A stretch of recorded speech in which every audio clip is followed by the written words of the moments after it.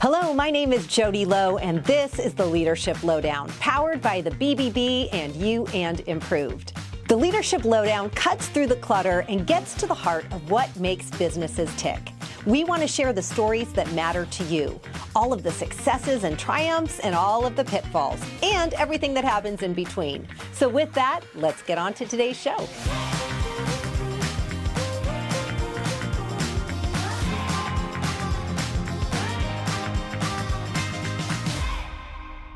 Well, welcome. I am so happy to be sitting with Telena Hadley, founder and CEO of Girly Garage. Did I get that right? Yes. Oh my goodness.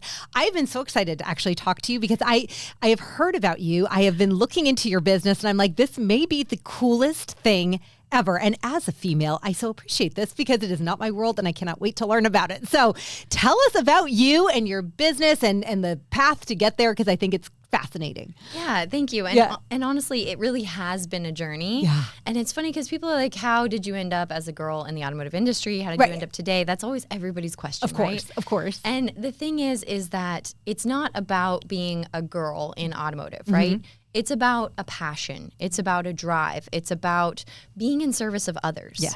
And I say that because like most people who go into automotive, they either A, love cars, or B, they actually love helping people. And so that's kind of where I've fallen into. Okay. So both? You love cars and you love helping people. Yeah. Okay. So that's the perfect marriage. You have to find that balance though, right? Because when you have a job that you do something every single day, sometimes you don't want to go home and work on your own cars. Yes. I might have 9 vehicles right now. It's quite a few. Oh my gosh. About half of them work. So yeah. You got some work to do. Yeah. But I started Girly Garage because I went to school to be an automotive mechanic. And that was I didn't want to be a mechanic. I just wanted the knowledge for myself because my car had been stolen twice. Wow. Yes. And I did not trust anyone, especially my ex, to help me put it back together. Right. So I ended up putting myself through automotive school. And when I got out, it was 2008. Okay. There were no jobs.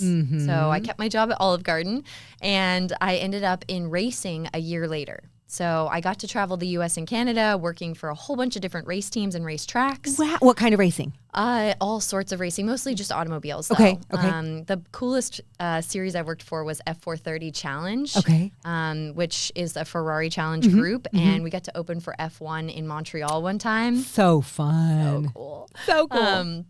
So yeah, I just ended up doing racing. I got to travel, and then I ended up falling in and out of automotive. Okay. And I worked for Porsche. I got to drive a lot of really cool cars, but I never had to wrench for them. And people don't realize that there's so many jobs in automotive that you can get in because you have a passion, and then you can actually stay because you want to do sales, new cars, used cars, finance, lot porter. You could still drive some really cool cars if you're a lot porter. You know, there's so many jobs in parts, even in automotive. Yeah. So that's how I lived in and out of automotive. I even got to use it when I was traveling. I've backpacked all across the world, and sometimes you can trade those hard skills for like room and board, for instance. Interesting. Yeah. So you used your passion / skill set to see the world. Yeah. How fantastic. And I mean, Girly Garage kind of formed on its own. So in the middle of 2020, and actually, can I share this? Because you can share today anything. Is July 14th. Yes.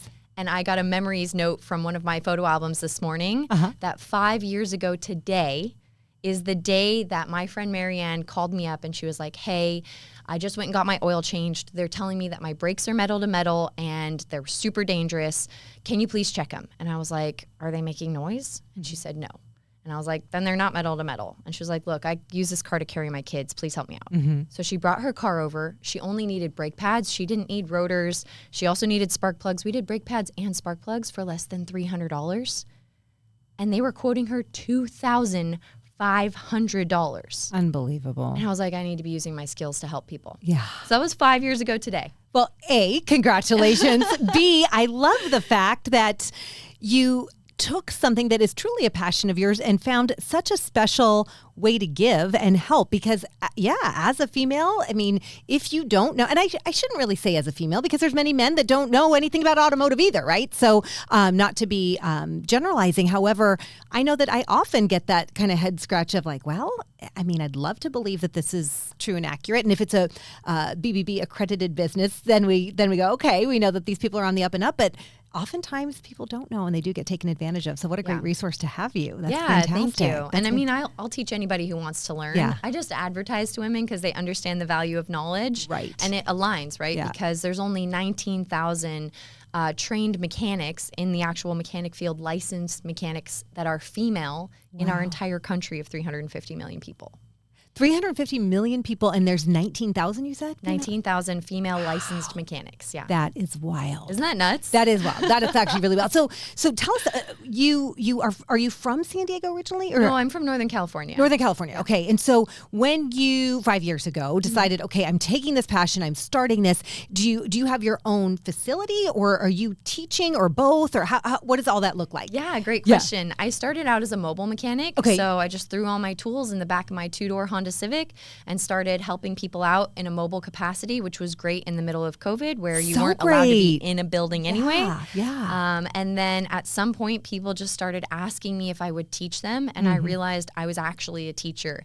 So you can only help a tiny little handful of people if you physically fix their cars, but you can help millions of people if you teach them how to have those honest conversations with mechanics. That's awesome. That's what I've realized my passion is and where I want to take this. And so that's what Girly Garage really is founded on. So what does the framework of the structure, what does it look like today? So I do keep all my content free on YouTube, which is amazing. Wow. It's in bite-sized pieces, like 10 minutes, no fluff. You can literally watch it while you're sitting on the toilet in the morning. So, but I also do in-person workshops. I do a lot of consulting over the phone. So what kind of car do you drive? It's an SUV, like a Mercedes SUV. Okay, a Mercedes SUV. Yeah. So let's say you took your car in to get your oil changed, and now all of a sudden they're telling you need to spend like $1,200. Yeah. You're like, wait a second, but I drove in here. Yeah. And now you could, from the parking lot, take a picture of your quote, send it to me. We'd go through it line by line and confirm or deny whether those repairs even needed to be made. So that's the service that you provide. It's like a consulting approach to You can automotive. basically ask an expert without having to take your car in, or if you've already taken your car in, you can get that second opinion from somebody who's completely unbiased. I love this. Yeah. This is great. So do you work with people all across the country, or I work with people all across the world. That's fantastic. And the cool thing is a lot of times I'm just using Google Translate. Yeah. So like people will find me on the YouTube channel, they'll write in, and I'll be able to help me them. with this. Yeah, anywhere in the world, anytime zone. That is fantastic. So is your business structured where it's solely the consultative approach, or is it a membership base, or how does one like engage with you besides just asking a question from seeing a video of yours? So a lot of people don't really need car help until they need car Until help. they need it, right. So I've tried the subscription model. I don't think it makes a lot of sense for me. It's like you have a question, it's going to take me up to 15 minutes. $35. Done. Got it. Like super straightforward, super easy. Yeah. I would say the one thing that people get the most value from though is my in-person workshops. And Girly Garage is expanding to every major metropolitan city in the US to have that offered to every single person who drives or is going to be driving or has been driving and never had this opportunity. So great. So you're going to be on the road a lot. No, I'm hiring. Oh, okay. Yeah. So you are teaching others. Good girl. I love that. I love that. So extending your footprint by teaching others and then going into various markets and teaching it. Exactly. Fantastic. And it's the structure of that like a day-long course, or? It's a 3-hour course. Oh, 3-hour course. Okay. So most people, the only way that you can get automotive education outside of high school, for example, is to go to like a 16-week continuing education, right? So rather than doing that, most people don't have the time for that, right? We've got families, we've got jobs, we've got 2 jobs, 3 jobs. We've got a lot going on. Yeah. But you have 3 hours. So in those 3 hours, we learn basic automotive safety, basic automotive maintenance, how to navigate a mechanic, so how to confirm or deny whether those repairs need to be made. And then we also cover emergency situations, and that's 3 hours hands-on your personal vehicle. Wow. Yeah. That is so great. It's so fun. I'm blown away, and I think I'm a little bit awestruck at just the creative spin and what a beautiful approach to evergreen problem, something that everyone can really relate to and find a need for. So I love that. Yeah, thank you. Yeah, that's really, really when interesting. When are you coming to a workshop? I don't know. When are we having one? I live in Arizona, but hey, I mean, that's a short flight away. And if you're coming to Phoenix anytime, exactly. Yeah, that would be fantastic. So when you started this, obviously, now it's been how many years? Is that 5? So I started at the end of 2020. Okay, so it's like been 5 years. Okay. I would say the teaching has been happening for about 2.5. 2.5. Mm-hmm. So when you think back to what got you to where you are, because obviously you have the education in automotive, were there mentors or certain people that sort of took you under their wing, or how did you have the confidence to say, hey, I'm going to just start a business? So honestly, in the middle of COVID, I had 4 jobs when COVID hit, Mm-hmm. and then I had no jobs. Yeah. And I'm 100% extroverted. Yeah. So I love that. I know we're like hugging like we're best friends the second we met each other. I'm like, I love her already. Thank you. Yeah, I love hugs. Thank you. Yes. So when the world was saying you can't go out and meet people, I kid you not, I was playing on my phone like 12 hours a day, and my job saved my life. So the fact that I could go out and help others and make new friends and like I said, be in service of others, that really saved my life. So that's really even more extra special. I love that. And so did you go to learn all about automotive and mechanic school and all those things right out of high school then? Yeah, actually, it was kind of cool because back then they weren't doing so many concurrent programs. But I was one of 30 students in the 2 high schools in my small town that had the chance to go to college early. So I didn't have to take my senior year on campus. Oh, wow. And that meant that I got to start college early and start college classes early and graduate early as well. Yeah, that's exciting. And so now you've got 5 years under your belt. What are some of the big lessons that you've learned along the way? Because I'm sure there's been some that have been, I don't know, challenges and some that have great things that have happened along the way. So tell us about some of the, I guess, challenges first. What are some of the big hurdles you've overcome? I think one thing that we hear on repeat that we need to hear more of is that women undervalue themselves. And when I say that because it sure as hell happened to me, and I have heard it over and over again. So when you're hearing that, all you got to do is reevaluate, step back and say, I can charge this. And if someone can't afford it, you can offer them a discount, or a special scenario. But if you start at nothing, you can't add on to that. Yeah. So I don't think that we hear that enough in a way that we can actually make a difference for ourselves, because you have to come to terms with being able to charge while you still care for people. Yes. Because that's a big thing with women is like, you literally can't care for people if you're burnt out. I think that's you said that so perfectly. One of my favorite things, and I say this in a lot of the training that I do, is you can't pour from an empty cup. Yeah. And I so believe that to be true, because so oftentimes, and again, not to say that it's only women, I can only speak as a woman. As a woman, I know that we are contributing and giving and doing for so much and for so many continuously and juggling so many things that oftentimes we are last on our to-do list. So I love that perspective, because we want to serve, we want to give, and we also have to take care of ourselves financially, emotionally, all of the things. So And I mean, I'm not even talking about financially and emotionally. I'm talking about like being able to feed yourself. We're talking the basics. Yeah. So I think one of the big challenges I had was I had a really negative relationship with money. And I've had a lot of inner turmoil. There's a huge backstory. If anybody ever wants to ask about that, I'm happy to share, because we all have something underneath the surface, right? I had a really negative relationship with money and a really negative outlook on what that looked like.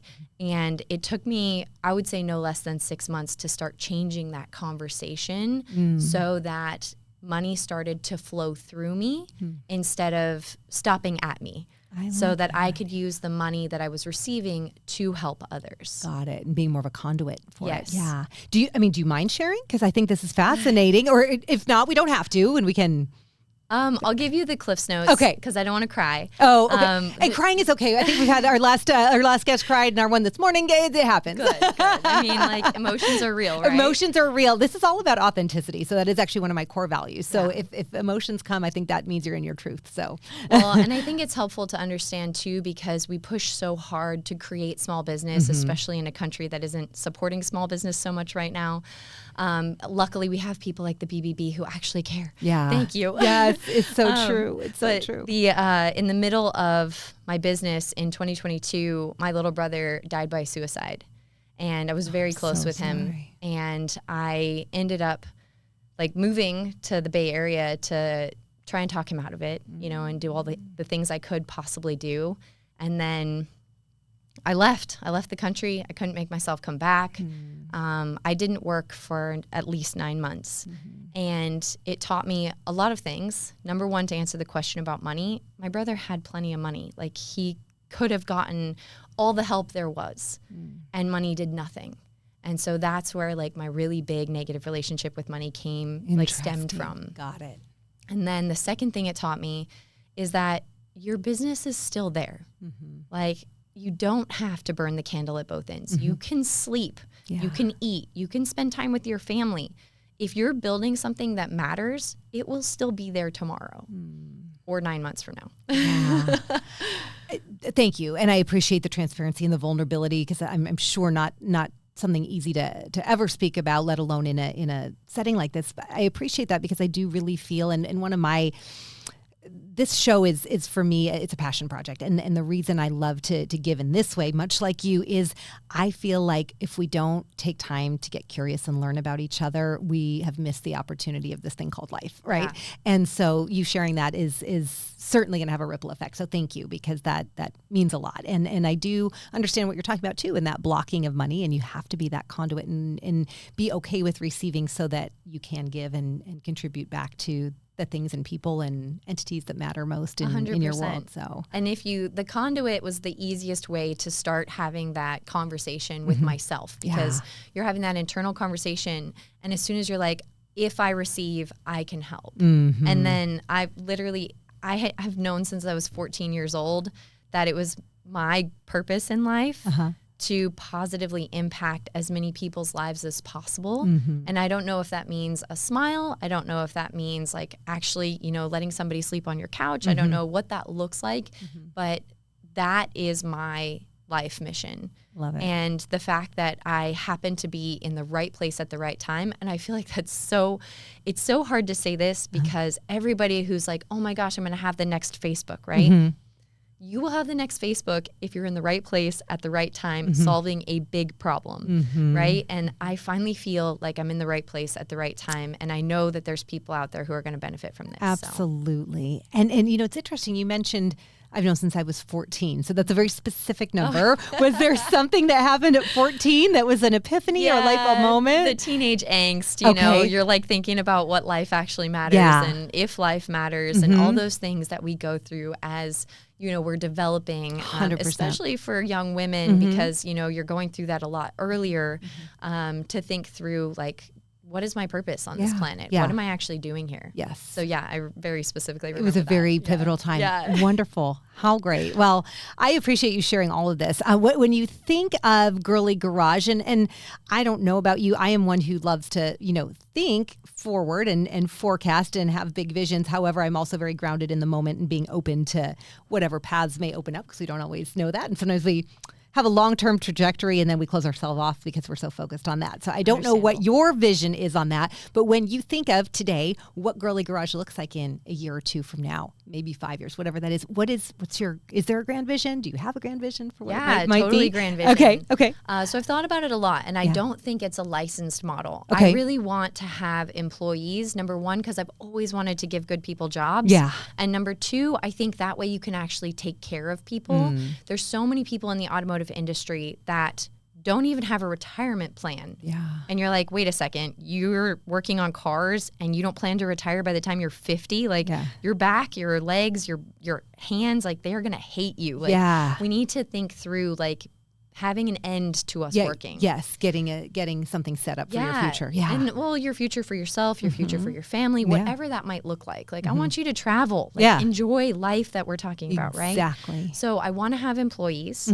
My vision for Girly Garage now, which is cool because we're kind of time capsuling it, right?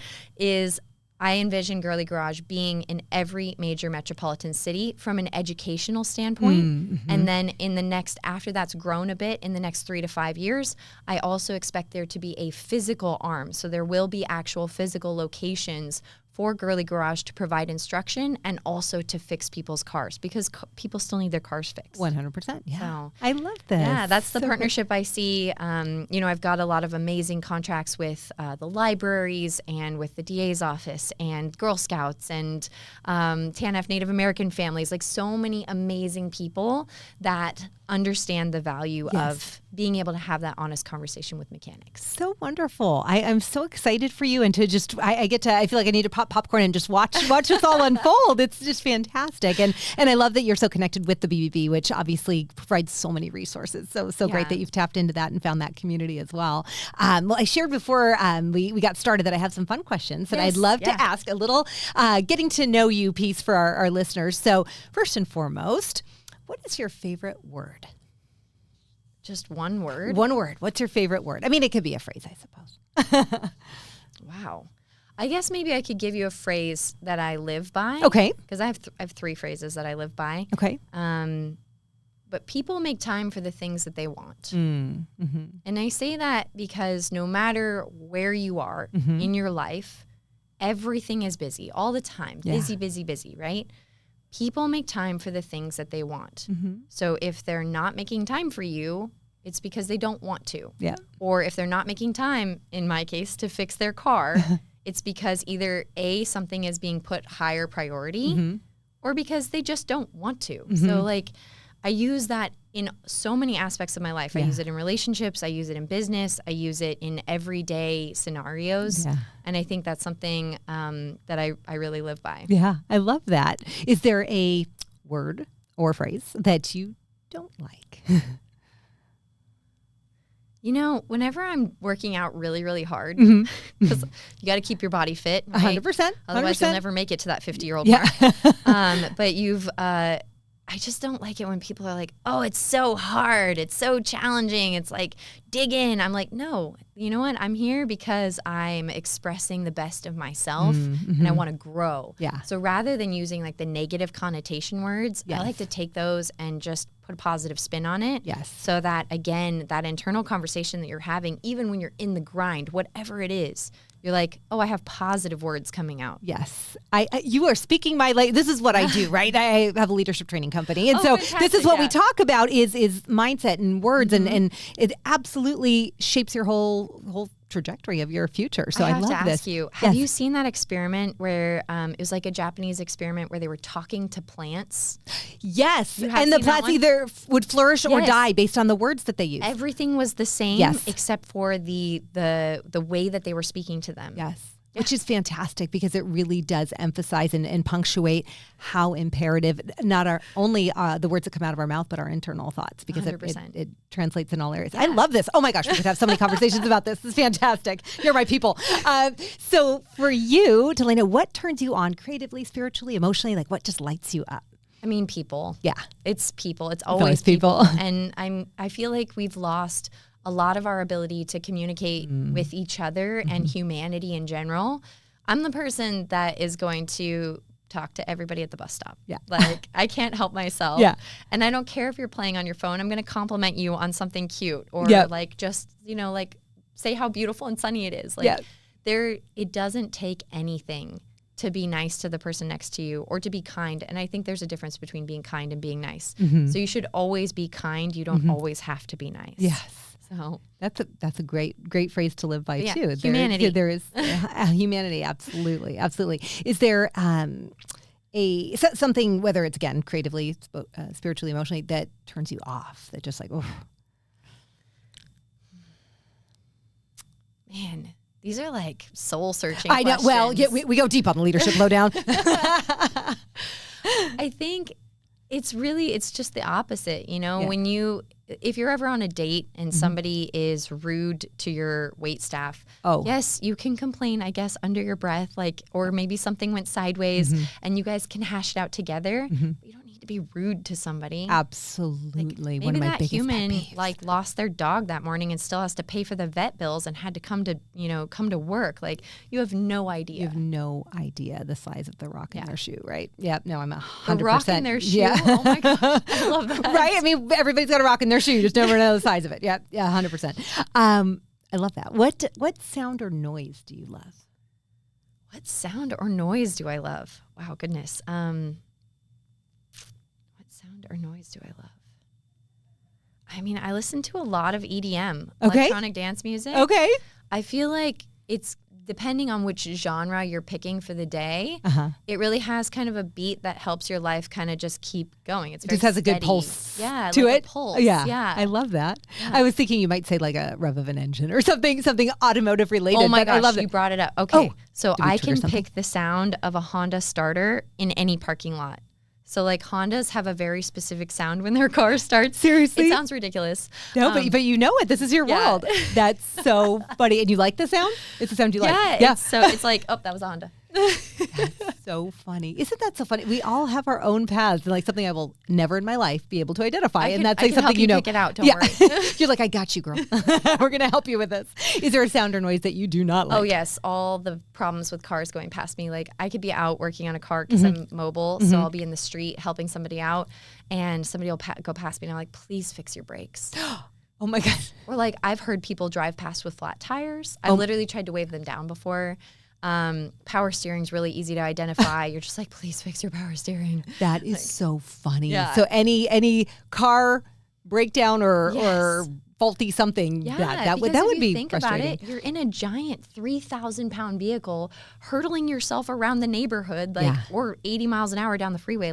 Please fix your car. Yeah, please fix this. Yeah. That is so interesting. Again, things you never think of. So if you had any skill set and you could choose any profession in the world that you've never done, what profession would be so intriguing or interesting to you? That I've never done. Yeah. Wow, because I've done a lot of weird jobs. Have you? Yeah. I mean, we had to make it here somehow. Yeah, exactly. Let's see here. Any profession. Again, skill set aside. So yeah. Talents. I don't know. Something about I love traveling. I feel like being able to experience cultures and food and share again that humanity note with people. I feel like I would be, if money were no object, skills were no object, I feel like being able to speak all the languages would be really cool. Literally every language. Yeah. Think about how many languages there and dialects there are in Africa alone. Right. And you could just communicate with anyone, anywhere, anytime. Yeah. So cool. That would be a really cool skill to have. Yes, that would be. And is there a profession that you're like, oh gosh, I could never see myself doing that?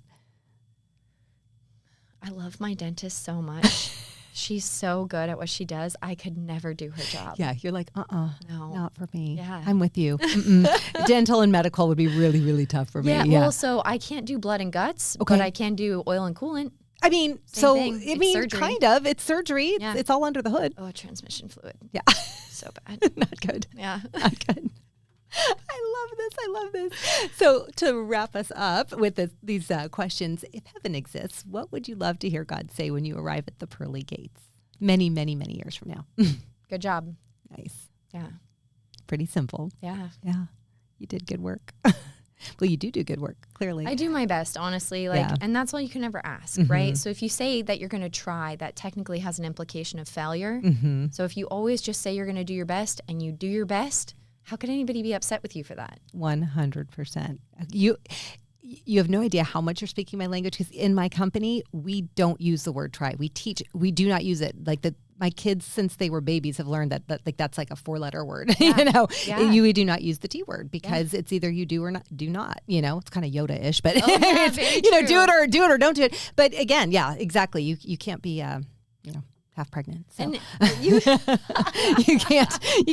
ride the line there. Do it or don't do it, but you're not going to try to do it because you've already said you're not going to do it. If I'm trying to come to your party, I'm not coming. Exactly. I'm either going to come or I'm not. You're I'm going to try and be there. You're like, you're not making you're it. so not I'm going to try be and get in the car. I'm going to try and get dressed. No. You're either going to do it or you're not. Yeah. 100%. You speak my language, girl. I love it. So to wrap us up today, again, this is Leadership Lowdown. So we'd love to have like some tip or word of wisdom or anything that you've learned in your life, in your business that you can share with our viewers and listeners. Any closing thoughts or words of wisdom? Wear sunscreen.